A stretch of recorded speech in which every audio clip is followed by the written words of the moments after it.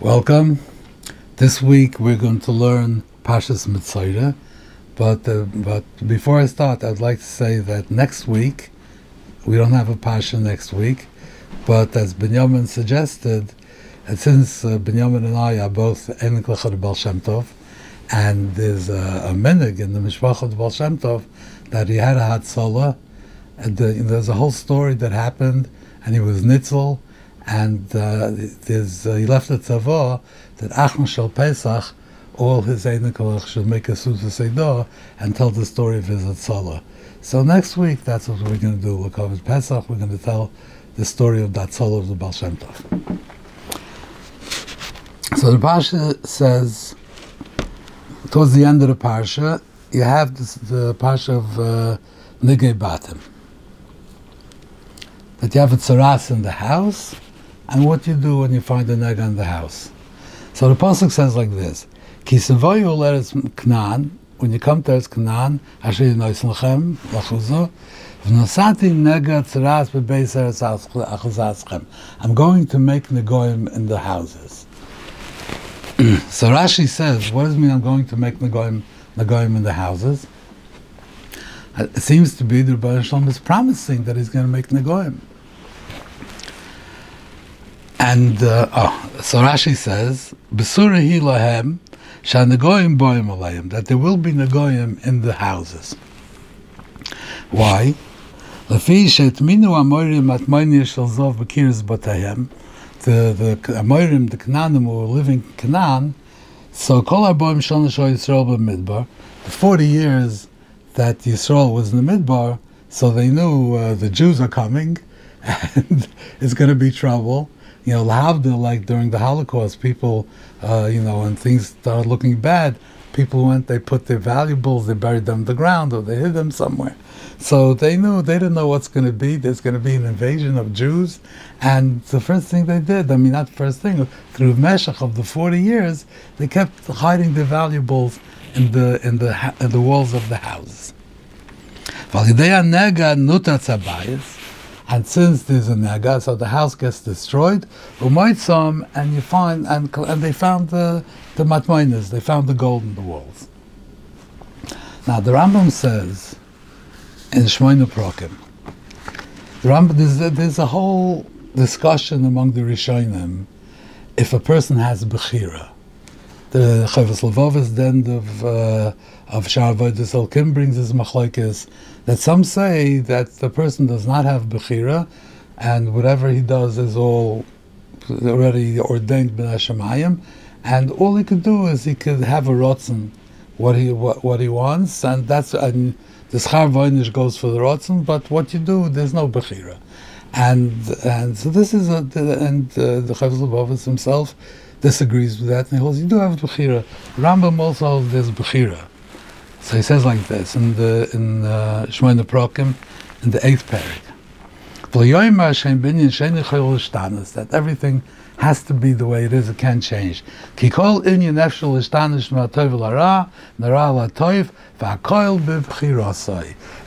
a person has a bechira, he can do.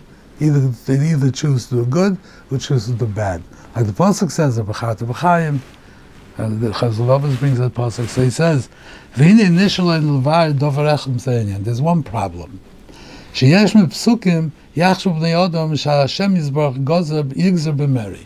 can see in certain psukim that the Rebbe Shalom is geyser that a person should do a bad thing. Where do you see this? One of these things is it says, the Klal Yisrael is going to be in Golus, and they're going to be enslaved, and they're going to be oppressed, and they're going to work with them hard 400 years. So the people ask, they should go to Mitzrayim,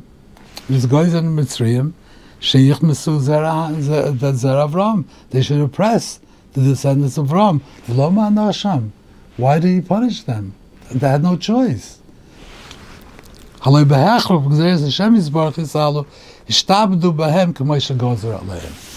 Rambam at the end of Perek Ches discusses the inyan of Yidi and Bechira. If the Rebbeinu Shalom knows, how does a person have a bechira? And there's answers to that. The answer to that is, it's not a simple answer. And the Ravid says that there's no answer. But the Parshas, the reason is because the Rebbeinu Shalom doesn't see things in sequence. The Rebbeinu Shalom's view of the world, we see everything according to time. One thing after another, after another, after another. The Rebbeinu Shalom doesn't see it in sequence. He sees everything, and we don't understand how the Rebbeinu Shalom's mind works. But he sees everything. So mainly he could see what you're choosing right now, because the future and the past are all the same to him. So he sees everything simultaneously. So he knows what you're going to do, but not because before you do it, the Rebbeinu Shalom already knew that you're going to do it. So mainly a person has bechira. So that's one inyan. Here is a different inyan. Now it's not Yediyas Hashem. Yediyas Hashem gets into understanding how the Rebbeinu Shalom's mind works, which is not understandable. Here he's saying something else. There's a gzeira. There's a gzeira in this world here.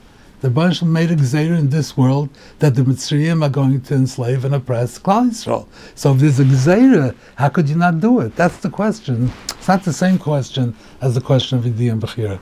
It's the question of how could it be. So the Rambam answers, Ki advorim she'omar HaKadosh Baruch Hu, the Rebbeinu Shalom says, Lo yamorim al ish yudua. He wasn't talking about a particular person. Ad sheyomer kvar nigzer olav. There's a gzeira on you that you have to do this thing. No. V'yomnam bo advorim leklal. It's just in general. V'nishar kol ish v'ish b'bechirasai b'kitzirasai. Every individual Mitzri had the choice of participating in the oppression or not participating. So Avada, there was a gzeira that there would be an oppression. But each Mitzri didn't have to participate. So Memela, each Mitzri could be punished for choosing to participate in the oppression. So you can ask me, if everybody's going to say that, there won't be an oppression. Okay, so we're not going to get into that. But this is the Rambam's Yisoid. The Rambam's Yisoid is that there's a gzeira. If it's no gzeira on a certain person bifrat, then he has a bechira. So over here, the question is here. A person has a nega in his house. Now, he got a nega because he spoke Lashon Hara, because he did a chet. And the Mishnah in the Goyim says that he's a Rasha. So he's a Rasha. And that's why he's punished, that he has a nega. And then when you smash his house, you find the gold. So if there had to be a nega to find the gold, so where is the bechira? He has no bechira. Then you can't say that he had a choice not to, because it's his house. So if he would not have done it, then nobody would have broken his house. So you can't say that. And b'chlal, the question is, why should a person that talks Lashon Hara be rewarded with gold? Why should he be rewarded by finding a matman in the walls of his house? But I think the answer is very pashut. I might even say it's a klotz kasha. Now the answer is this: that when a person had a nega, they smashed his house, they found the gold. Okay, so they found the gold. Somebody put gold there. Then another person had a nega, and you smashed his house, and you found the gold. And then a third person had a nega, and you smashed his house and you found the gold. What are the people of the country going to say? They're going to say, hey, 3 people have negoyim, and you smash the houses, you find gold. It must be that all the houses have gold. We all have gold. How does this happen? Just by coincidence, 3 people, you smashed the houses, and they had gold? No, they're going to chap that the Canaanim, they took their gold and they hid it in the walls. Oh, so everybody's going to go to their house and they're going to look for where there's a secret hiding place. They're going to tap on the walls, they're going to this, they're going to look, and they're going to find the gold. But this person that took Lashon Hara, his house is demolished. He doesn't, so everybody has a house and they have the gold. He has the gold, but he has no house. So there was gold. I imagine over 40 years, every house had valuables in the wall. Come on, I mean, unless somebody was such a goodness and a Roman, such a, that he had mamish nothing. But over 40 years, people had valuables. So every house had valuables. The Rebbeinu Shalom wanted to megala to Klal Yisrael that there are valuables in the walls, and they should all check their walls and find the valuables. So how did he do that? By making a nega. So he said, there's going to be a nega. Somebody's going to talk Lashon Hara, and there will be negoyim, and that will help that we should discover the gold. So this person didn't have to talk Lashon Hara. He could have let the next person talk Lashon Hara, and the next person would have had his house demolished, and he himself could have had the gold and the house. So since he chose to talk Lashon Hara, then he was punished that his house was one of the early houses that was demolished. That's what I think over here. Now, let's go a little bit further.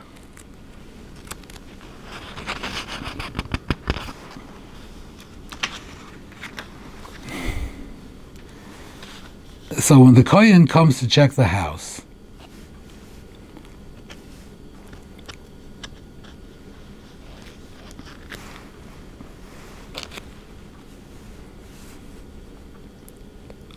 so you have to clear out all the kalim from the house before the Kohein comes. The Kohein comes and he says tamei. So at that point, the house becomes tamei, and all the kalim in the house become tamei, and the klicheres become are worthless.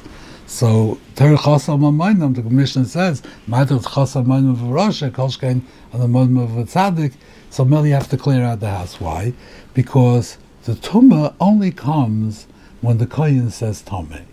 Until the Kohen says tamei, there's no tumah. Now, not like other tumahs. It's not like that. Other tumahs, let's say you bring a mara to a rav. So the rav takes a look at the mara. He says it's tamei. So the isha is retroactively tamei. She doesn't become tamei when the rav paskens on it. And over here is different. When the Kohen paskens on it, that's when it becomes tamei. So I want to explain this idea that the tumah only comes when the Kohen paskens on it. So the Rambam says the last halacha of mikvah in Hilchas Mikvah is dover bar v'golui she'atumas v'atayrus gzeres hakosafein ve'eino midvorim shedait alod machrosai v'rehei miklal hachukim. It's a chayk. Tumah tar is a chayk. V'chein hatvilim and atumas miklal hachukim she'ein atumim she'ein atumah tit oitzoya she'taver mayim el gzeres hakosafein. This is what the Rambam says. It's really a medrash. The medrash says the same thing. The medrash, only have a big medrash, so I typed it out, printed it out. So the story like this, that there was a guy that came to Rabbi Yaakov Yosef, and he said to him, this whole business with the paraduma, it looks like kishif. So Rabbi Yaakov Yosef told him, listen, if you have like a certain sickness, don't you go grind up herbs and do it? So he says, yeah, of course. Because, so he says, this is the same thing. So the talmid, when he went out, talmidim asked him, Rabbeinu, is that chiyah bekona? Is tam being matchem? But what are you going to tell us? What's of this question? So he said, Amalem said, Chayechem, lo yahames metama, v'lo yamayim metarim, el HaKadosh Baruch Hu, el Omar HaKadosh Baruch Hu, chuka chakakti, gzeira gazarti. Now the Rambam in the Metzora goes a little bit further. I mean, it's really the same thing, but that's what he says. He says that there's no such thing as tumah. Tumah doesn't exist. If there would be no din Torah of tumah, tumah wouldn't exist. He says, he uses a lashon, I don't know, he used an Arabic word, I don't know what the Arabic word is, and if I knew what it was, I wouldn't know what it means.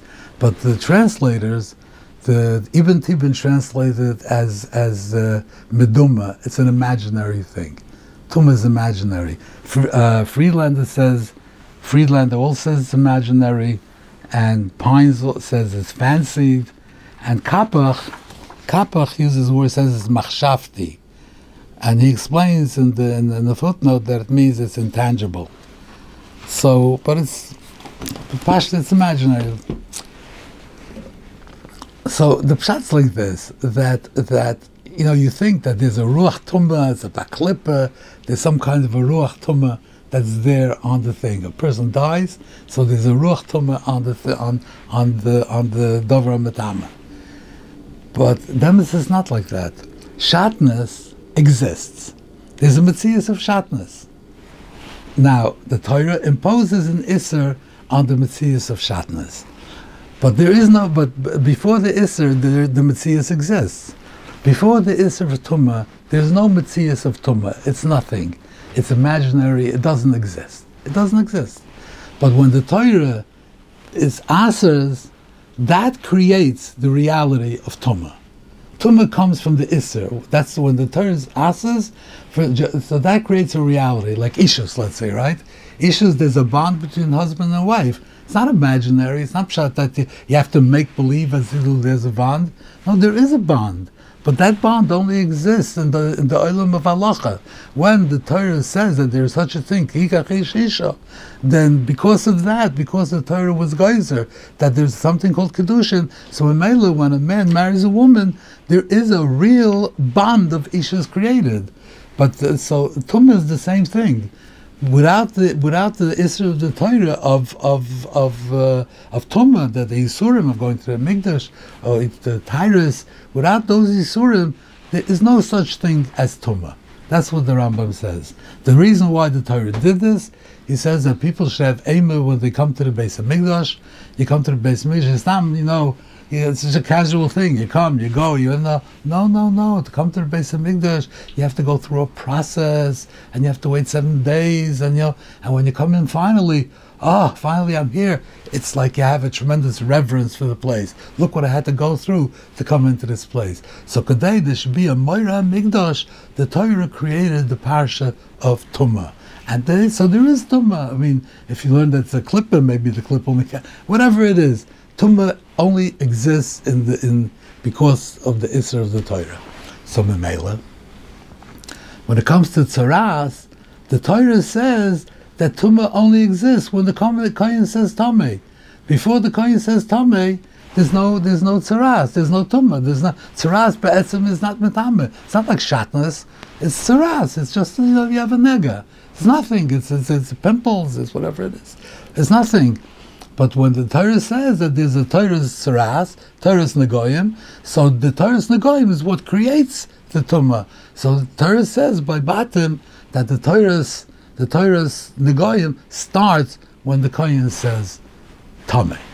So now you can understand it better why before the Tumah, before the Kohen says tamei, there is no tumah, and then you take out the kalim before the Kohen comes, so mainly you save the kalim. So why taka does tzaras have this type of a din where other tumas don't have it?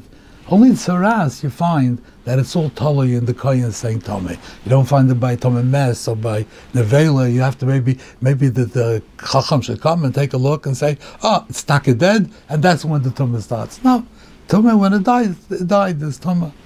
So I was thinking the Pshas Hazai, that the Goyim come for Lashon Hara. Why does the person talk Lashon Hara? Because he says, what did I do? I didn't do anything. I just said some things. I didn't do anything. So the Torah is showing you that you could do a lot with what you say. What you say, you could create that the house becomes tamei, where the Kohen doesn't say tamei, the house is not tamei. The Kohen says tamei, the house becomes tamei. So there's a tremendous koyach in your dibur. So when you talk Lashon Hara, you also have a tremendous koyach. You can make tremendous destruction. Now I just want to conclude with one other point. Something I thought of this morning. That what you have to do when you find a nega, so you have to take tziva koyin v'chiltos avonim v'shebem hanega. You have to take out those avonim, and you v'shlichol mechutz la'ir makom tamei, and then you have to lakchu avonim acheros. You have to take other stones and replace them. V'viu el tachas avonim, put them in place of the other ones, And then the tachas habayis, he has to plaster. Now, why does he have to replace the stone? Let's say he leaves the stone out. So you might think that he has to replace the stone because the nega has to return in the same place, so you need another stone where the nega could return. But the Ramban brings Teres Kohein that says it could reappear anywhere in the entire house. So why can't you just leave this hole where the stone was? So I was thinking that what's the largest organ of a person's body? The largest organ is the skin. It's all over, but it's one encompassing organ which covers the entire body. So I'm thinking that the skin of a house is its plaster, its paint, its plaster. That's the skin of the house. When you have a nega, the nega infects the organ of the house, which is its plaster, its skin. The skin of the house becomes infected. So it's not just the spot, it's on the entire plaster of the house becomes infected. The Rambam says that you have to plaster the house, you have to plaster the entire house, not just the point where you took out the stone. You have to, okay, it says, V'tiachas kol habayis. Every part of the house has to be replastered. That means that you have to take out the stone. This skin of the house is infected. You have to give the house a new skin. And when you give the house a new skin, and the nega comes back in this new skin, in a different spot maybe, then this house is tamei, and then you have to demolish it. So therefore, in order to have a new skin, you have to replace that hole so that the plaster will cover the entire house, and then you'll have a new skin. And then when it comes back and there's nega, then the house becomes tamei and it gets demolished. Thank you very much. Next week we'll meet again and we'll talk about the Baal Shem Tov.